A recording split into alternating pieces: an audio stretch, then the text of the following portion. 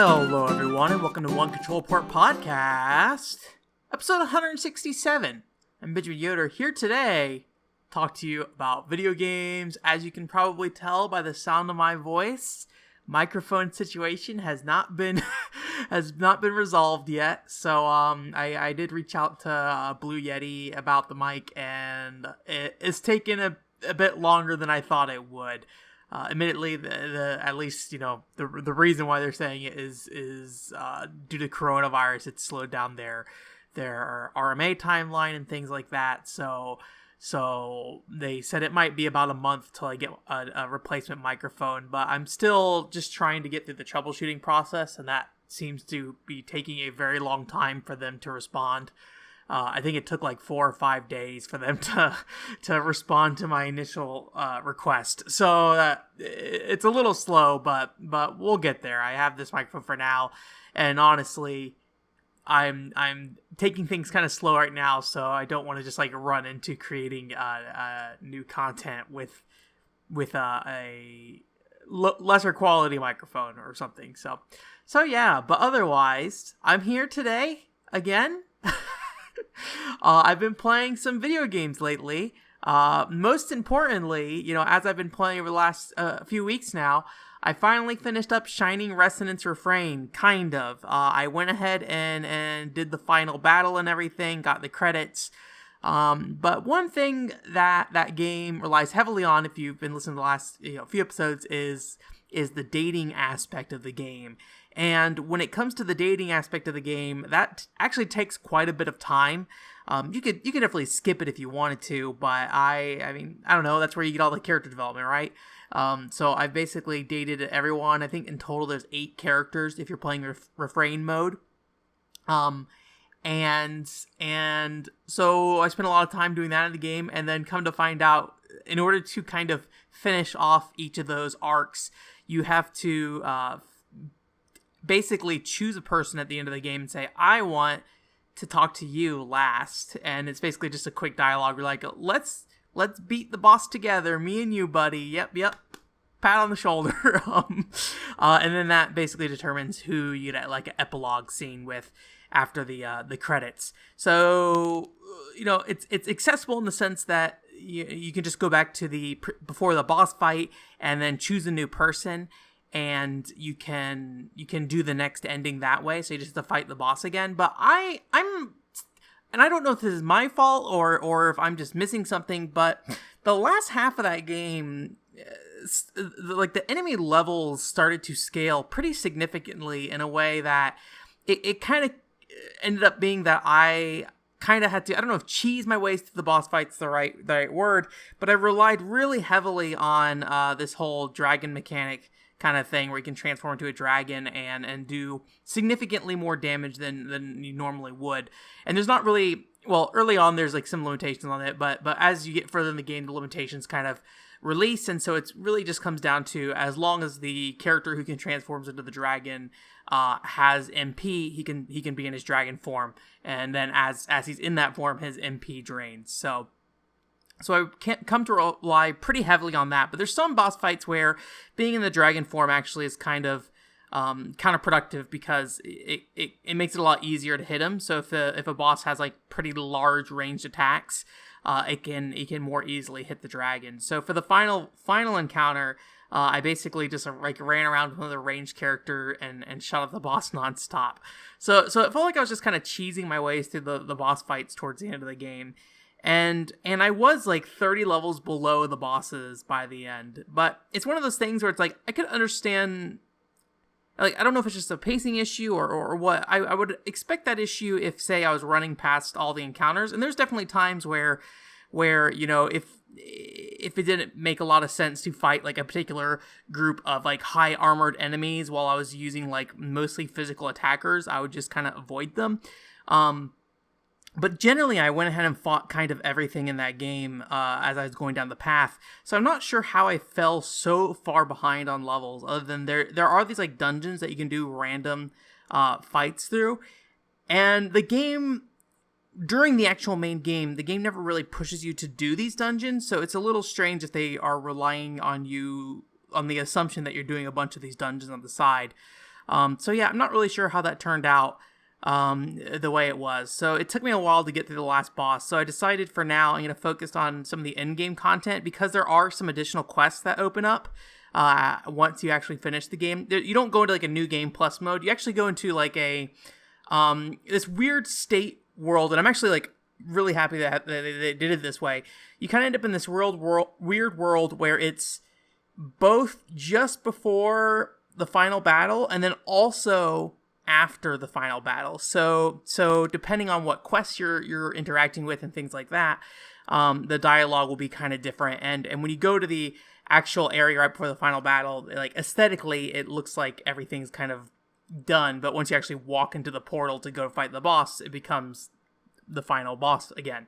So it's kind of this weird world where the timeline doesn't make a lot of sense, but I'm actually really happy with that because I think one of the more annoying things with JRPGs is when they stick way too, closely to like the lore of where you're at that point, I guess. Like one of the biggest problems with Xenoblade Chronicles is a bunch of areas in that game get destroyed and you can't go back to them. So there's some side quests that you literally can't do after certain points of the game because the characters in that area are assumed to be dead. And I kind of wish more JRPGs in particular would just kind of put you in this world state where it's like it doesn't really matter when things are happening and what's happening dialogue wise, but they just let you do the quest content. I think I generally prefer that, and I'm really glad to see Shining Resonance is doing that. So basically, what I have now left is after you choose a character you date at the end. I picked Sonya for the first time I went through. You can go back and refight the boss with another character as your quote, chosen one, I guess. And then you get a different ending with that. And then the 4 main girls have special epilogue quests afterwards. So once you get their ending, you can go do a very short, like, it's like one dungeon and then like 4 cutscenes that you get with each one, I think.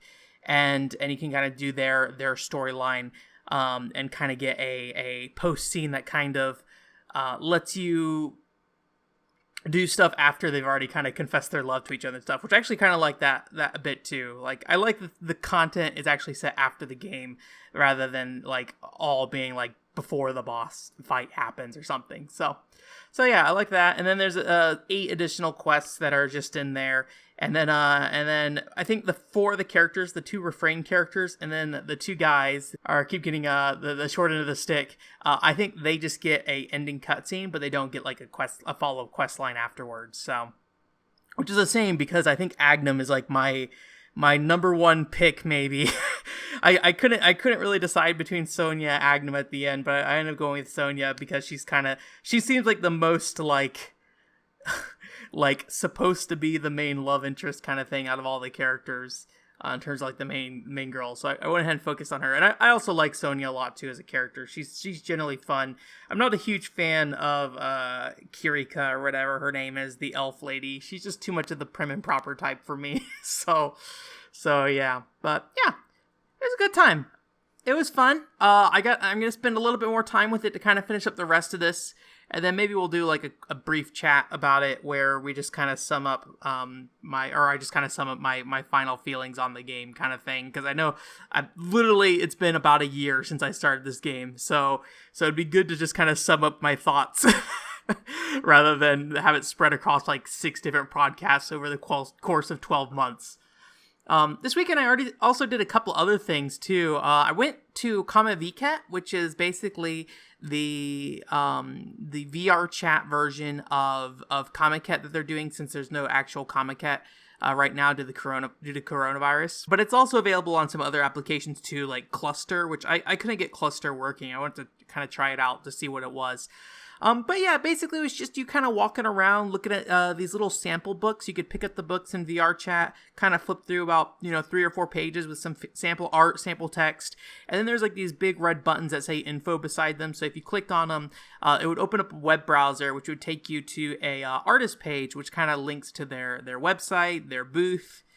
Booth being the website where you can kind of buy Dojin goods online, and also links to their Twitter and things like that. So I went ahead and I went once with a friend, but the problem with me and like quote unquote shopping in this case, but like kind of looking at things like that where you're just kind of flipping through the books and things like that.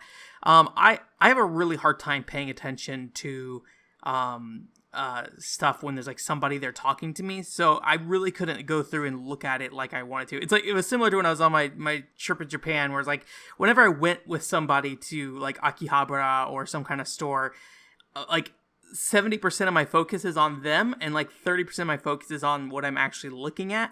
So it's really hard for me to actually like like pay attention to what I'm looking at and like make purchasing decisions and things like that. So I went with my friend for like 30 minutes one night, and then I went back and flipped through the stuff all on my own, and I was there for like 3 hours going through all that. I think it's all offline now, or if it's, I think the event is quote officially over, but I wouldn't be surprised if you can still access it in some way. I think people have been doing archives of like the previous like VR, I don't know if there's like these VR convention things they do in VR chat as well, that's more geared towards stuff in VR chat kind of thing, like models you can purchase and stuff like that. So, but yeah, it was a fun thing. I tried to get that Pokepark thing working, but that one I think is exclusively on Cluster. So because I can't get Cluster to launch properly, then I can't actually look at that Pokepark thing. So I don't know if it's a regional issue, an issue with my hardware, or if something about the install is just not playing nice with whatever my Windows setup is. So I'm not sure how much I'm going to fight to try to get that Pokemon amusement park thing working, but I would be curious in looking at it if I get the chance. This weekend I also kind of dumped some time into Final Fantasy XI. I did that content like a week or two ago, and I keep logging into Final Fantasy XI, but mostly just like check my auction house. There's also like a daily roll you can do to like get a random item that day. So I was basically seeing what sold, what I could get, and then also playing, I forget what it's called, like Lady Luck or something like that. It's like this dumb mini game down in Norg, which is like this way out of the place town, where you can just go roll a dice and then you get a chance at winning some money. And I like playing that game because it's not worth your time or effort, but if you just, it's always fun when you get it. I don't know. It's a weird thing. Anyways, so I've just been logging in doing that, and so I was like, I'm gonna actually do something. So I went and decided that I want to do Dynamis Sandoria, which is like really old endgame content. It's one of the earliest like updates I can remember reading about the game after I started playing, because I remember they just showed like screenshots for Dynamis, and I was like 13 or 14. And you could see like these like big stone looking orcs and things like that they had in those areas. And I don't know, for some reason that particular screenshot like stood out in my brain. Maybe because I just started, so like the idea of endgame content was like such a weird thing to me at the time. But when I was playing Final Fantasy XI for years, I never did Dynamis, or if I did jump into it, I never was in there for any significant amount of time. So it was, I basically went in there on my own, and at this point the content is like way out of date, and how they kind of rebalanced Final Fantasy XI made that content very easy. It used to be like it had like an hour-long time limit, and then you could kind of get extra time extensions, but as far as I can tell, the time limit's not there anymore, and you can basically do the content by yourself, or at least with trusts. So I went in there, and basically all it is that you farm 5 different items, and then once you get those 5 items, you can go to different points on the map to spawn bosses, who then give you another item, and then once you've killed all 5 bosses, you can take those 5 items to the final boss, or like a final area, and then you could spawn the final boss that way. And it wasn't particularly challenging, honestly, being level 99 with level 99 trusts. So it was just kind of like a fun thing to kind of go around, smack a bunch of stuff, and kind of do this like short little objective. I mean, the thing was designed to be completable like within an hour to 2 hours. So it's pretty compact overall, and I enjoyed it. I had some fun, and there's not really a lot of story tied to it as far as I can tell. There was like a short cutscene when you went in that relates specifically to the original Final Fantasy XI story, with the expedition crew that went up to the Shadow Lord's Keep, basically. But it was a very minor dialogue as far as I could tell, and basically the whole thing with this is that you go to the main town. So I guess one other thing I should specify is that like these are the main towns of the game. They're basically alternate versions of those towns where they're filled with monsters instead. So it's a bit different than the usual content.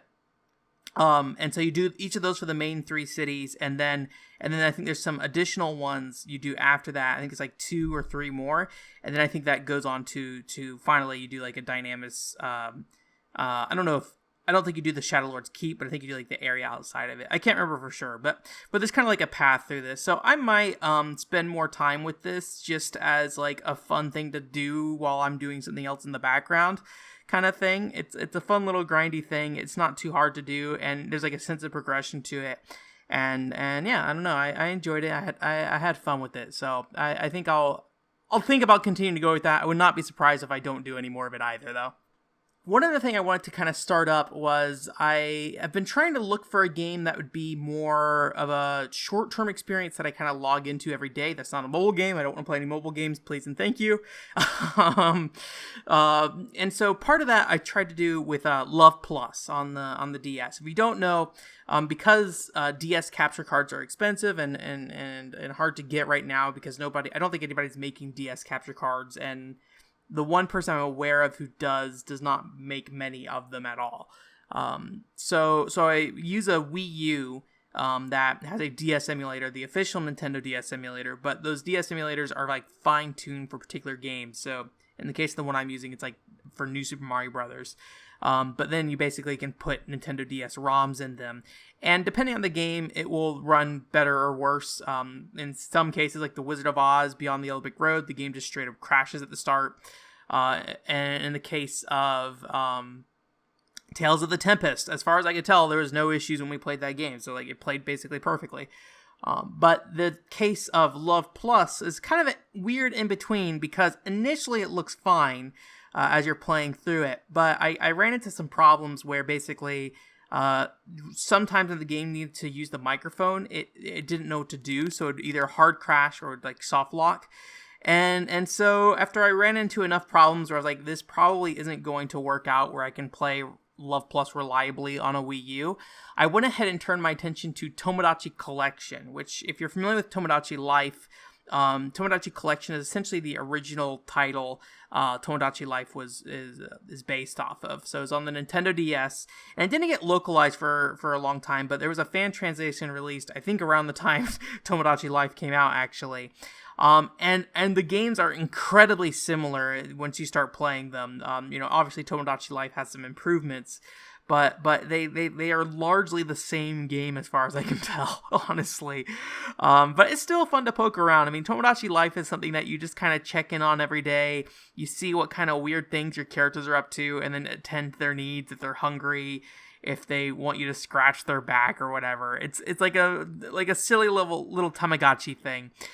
So I started making some characters in there and just kind of checking in with them, every few hours or so. I haven't checked in with them today. I maybe should do that before I go to bed.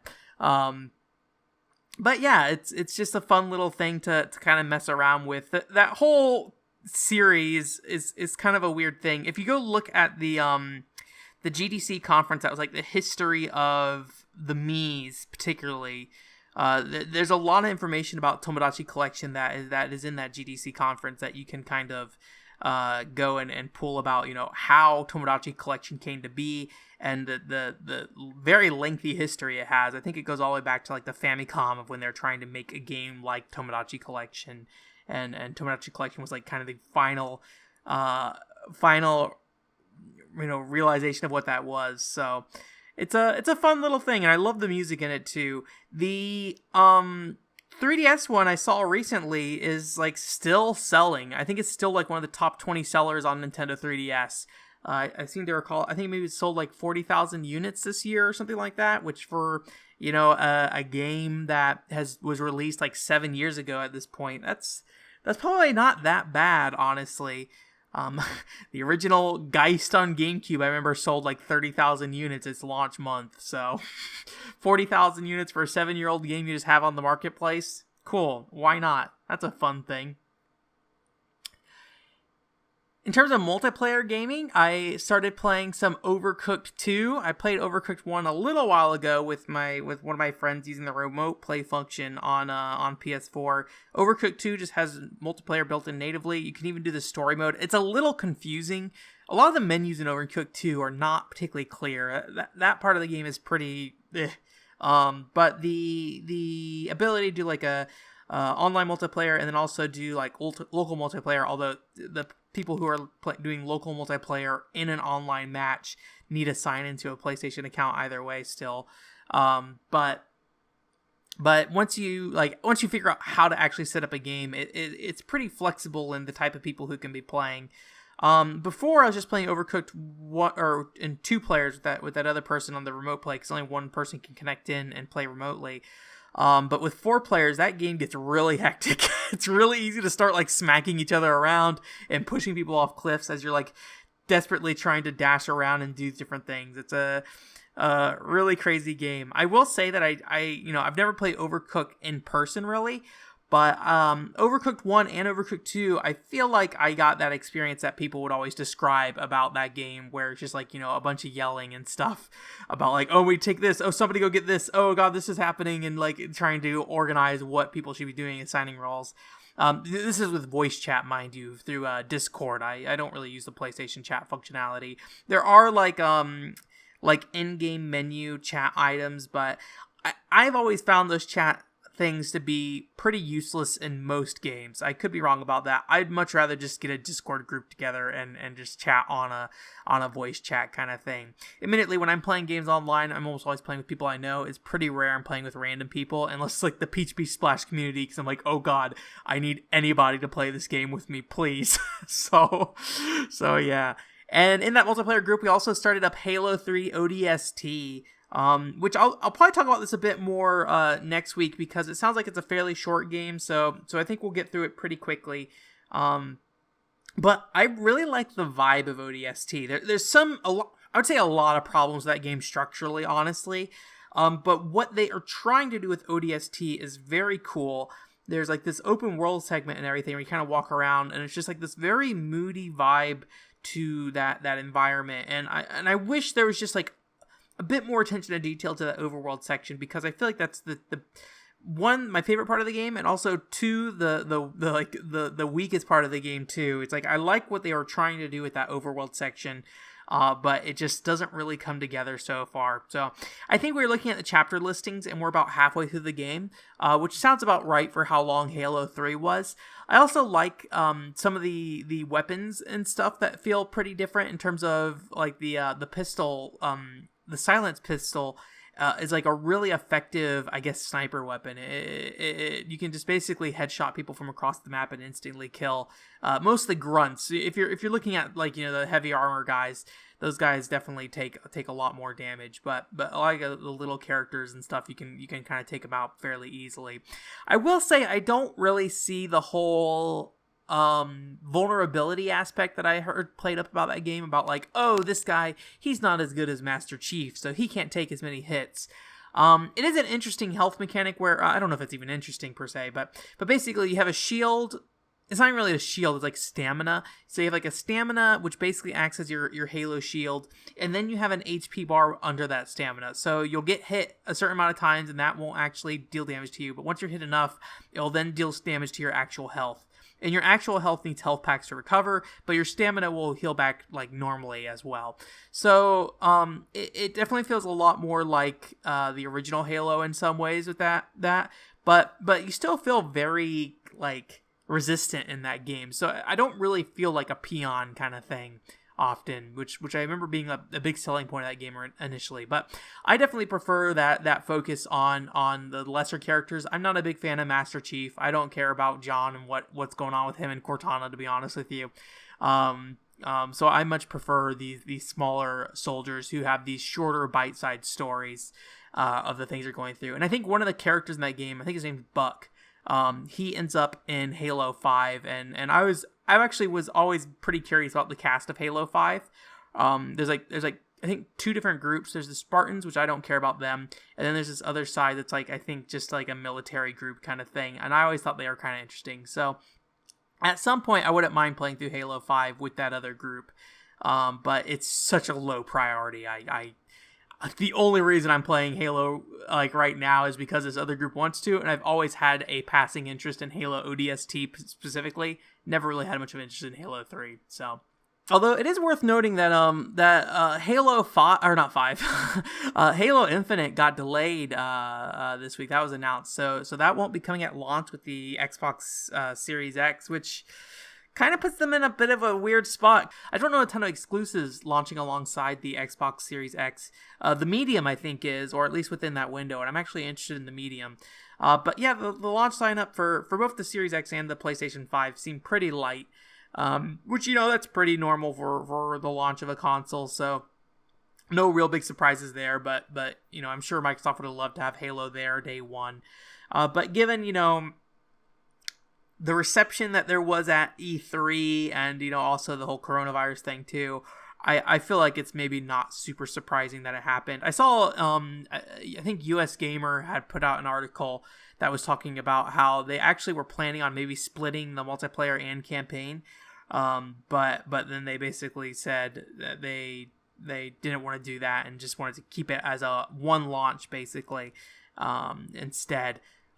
But the multiplayer is still a free-to-play aspect of that game, so you don't have to actually, buy the Halo Infinite multiplayer in terms of to actually just play it. That being said, all of Microsoft stuff is on Game Pass, so if you're subscribed to Game Pass, you're going to be basically getting Halo Infinite, in that subscription already, so you don't have to pay anything on top of that to play Halo if you're already subscribed to Game Pass, so. It was a pretty light news week. I guess we just talked about the Halo delayed thing, so we can kind of take that off the table. The only other thing I wanted to talk about this week is I was really surprised to find out that Ninjala was celebrating their 4 million downloads for the Switch version, which I think is pretty cool. I was not expecting that game to get the traction it did. Now, 4 million downloads doesn't mean it's necessarily successful. If you have a free-to-play game, obviously, $4 million basically means $0 on paper, if not negative, because you're spending money to deliver the game. But obviously there's microtransactions and things like that, or I would assume so. I have not actually started that game up to see. So that's not to say that they're successful at the moment, but I think that is a really good sign that they've gotten such a pretty significant number of interest in the game, that people are checking it out. That game has a fun style to it. It's a little adolescent in some ways. It doesn't quite have that nice balance that Splatoon has, where it's yes, it's a very kid-friendly title, but it also has a aesthetic that makes it stand out, that doesn't make it kind of Saturday morning cartoonish, where I think Ninjala definitely leans more towards that more aimed at kids kind of aesthetics to it. But that doesn't mean it's not a fun thing, and it looks like a neat game. I've only ever watched a couple people play it, and it looks fun enough, although it moves a little slow, but I'm not necessarily opposed to that. So to follow up on some of the stuff that's happened on stream, like I said, I believe I said this last week, Quest 64 is pretty much on hold. Due to issues I was having with my Nintendo 64. I still haven't sat down to try to figure out what's up with that, but I wanted to figure that out sooner rather than later, so I'll definitely provide you guys some updates on that when that happened. But if you haven't been following the streams, one game that we did end up playing through was Tiny Bullets, and this is a PlayStation 1 kind of 3D action title, and it has some puzzle elements as well as platforming as well. And it reminds me a lot of a 3D Zelda game in some ways. It has its own distinct differences, not only in having platforming, but also the main character's weapon is a slingshot rather than a sword or anything like that. So you have to actually sit there and try to put distance between yourself and the enemy. And you also have a third person and a first person slingshot aim. So you can kind of, do more of a quick shot kind of thing in the third person mode, or you can do a more precise aim in first person. And the combat, I'd say, is maybe not great. You can do some weird stuff like ground pound on top of enemies, which is kind of a weird thing too. But the combat, I would say, is not really the focus. A lot of it is really about exploring the world, exploring the dungeons. You're really just in one big long dungeon, honestly, and solving puzzles. I really feel like that's the focus. The platforming can be a little a little weird because it has like tank-like controls. So there's two different camera modes. There's fixed camera modes, and then there's also behind the back camera mode. And you kind of need to switch between both of them. I think the reason why they probably have both is they never could really find a full solution on which one was the best one. There's definitely parts of the game where you want to have that fixed camera, and definitely parts of the game where you want to have the camera behind you as well. So the tank controls, in the fixed camera environment make a lot of sense. When it's behind the back, it's a little weird to do it.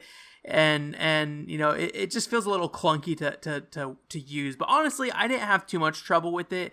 I generally like tank controls, and seeing a platformer try to utilize that, I think was kind of I don't know if it's a unique feeling, but it definitely feels different than playing like Super Mario 64 or something like that. And it does more than like Ocarina of Time, where like all the platforming is basically automated in some ways, or at least, the jumping is automated. There is stuff you can do in Ocarina of Time in terms of like, positioning and things like that.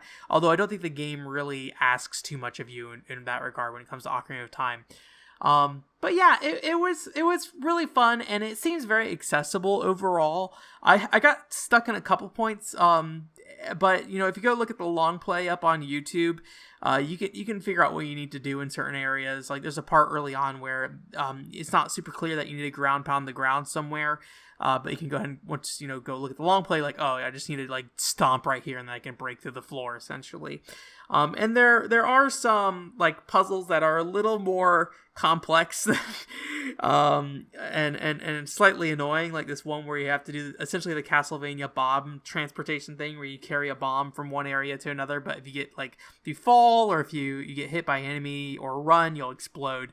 But once you actually figure out what you're doing with that bomb, it's usually not that much more challenging to do it. So yeah, it's a fun little thing. And it's also got a good sense of style to it too. It kind of honestly comes off as creepy at sometimes. There's like this weird, I don't know if you're like a werewolf vampire thing. Basically, it seems like people get these like sigils on them, and then they end up changing into monsters. And the main character gets the sigil on them at some point. And so you just like come across like these these like zombie looking bosses from time to time that just look pretty creepy. But it's overall got a nice tone to it, and the characters are pretty cute. I like the big dude with the gun. I think his name is Quint or something like that. He has like this dragon partner or whatever, so they kind of save you from some various scenarios from time to time. So it's a fun little game. I definitely would recommend it if you're looking for like PlayStation 1 imports, especially very accessible ones. I'm kind of surprised I haven't seen more of it, honestly. So yeah, I also scanned all the packaging and put it up on archive.org. So if you want to look at that, you can go look at that there. But what we're streaming right now is The Last Rebellion. Kind of the reason why I chose The Last Rebellion is because I was looking for something that would be a suitable replacement for Quest 64, which, I'm not going to say how I feel about Quest 64 at this time because I haven't played it, but the general feeling around Quest 64 is that it's a very mediocre RPG. So I was like, what's another RPG I know of that's also considered a very mediocre and short RPG, and that's Last Rebellion. And that game is...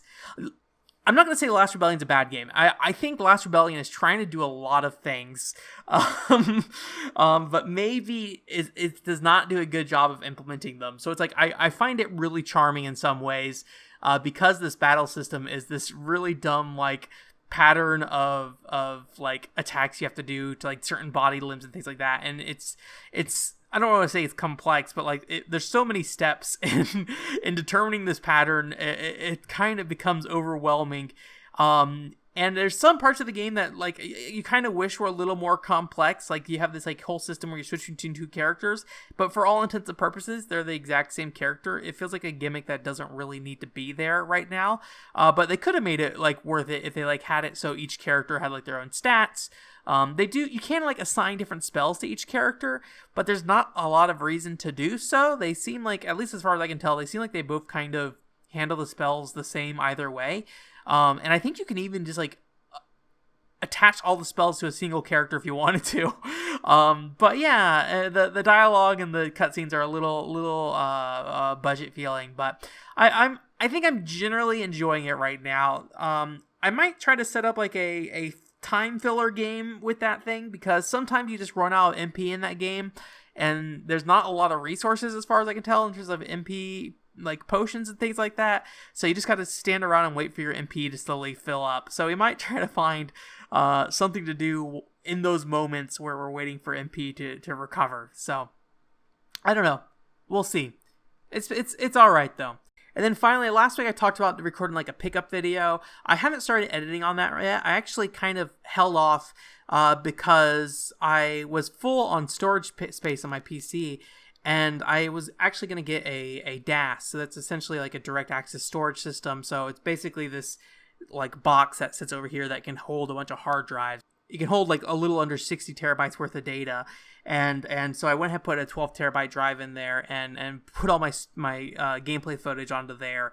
And I'm going to try to use that as like a primary storage for my game footage for now. And so I knew I was going to have to move everything, which would mess with the project files. So I decided to hold off on actually editing that thing. And then I wanted to start it this weekend, but I want to focus on Shining Resonance. So I haven't made a lot of progress on that yet. But that's kind of my next short-term goal, is to get that pickups video edited, put together, and then out the door. So hopefully you'll see that. I don't think you'll see it this week, but maybe sometime next week as well. In terms of what's up next, like I said, I'm not guaranteeing anything's going to be coming out next month. But my short-term focus is once I finish up all this Shining Resonance stuff, I need to move on to the last story. I already played through the last story, but I want to do a podcast with some people on it. So basically looking into getting that done and or getting that outlined so I can do a podcast on the last story, and hopefully that will be a good time. I feel like this is a weirdly stilted episode for some reason. I don't know why, but we're here. We're at the end of the show. Thank you for coming. OneControlReport.com is the website. I talked about all the stream stuff already, so you can look at that if you want to. I stream every Thursday at 7 o'clock Pacific time, unless 7 p.m. Pacific time, I guess to just specify, unless I have internet issues. And then if I have internet issues, you can find the stream, like a replacement, like offline recording of the stream, go up on Friday or Saturday probably. That would be when I expect to get it done if I were to do it that way. So yeah, and that's kind of the short-term plan. But if you haven't yet, go ahead and check out, some of the stuff I've done in the last few months. Stuff like the Chibi Robo research video, if you haven't done that, as well as the PCFX podcast. I wish I can get a review done sooner rather than later. I still got to work on the Wizard of Oz one. That's definitely the next review. But until I get my microphone back, I'm not going to be able to record any audio for that. So it's a little bit on hold, but there's still things I can still work on it with it. So I'll let you know on the microphone situation and give you some updates on that. But yeah, so it's going to be kind of a weird few months probably. Maybe just a weird end of the year in general in terms of trying to get videos out and podcasts and stuff, as I'm trying to pay more attention to my own well-being rather than the site's well-being. The same lesson I seem like I have to learn every year once we get around June. I'm like, oh no, I can't keep up this one video a month thing, But yeah, I don't know. We'll see. Anyways, thanks for coming. WonkaShore.com is the website. Hope you have a great week. Bye.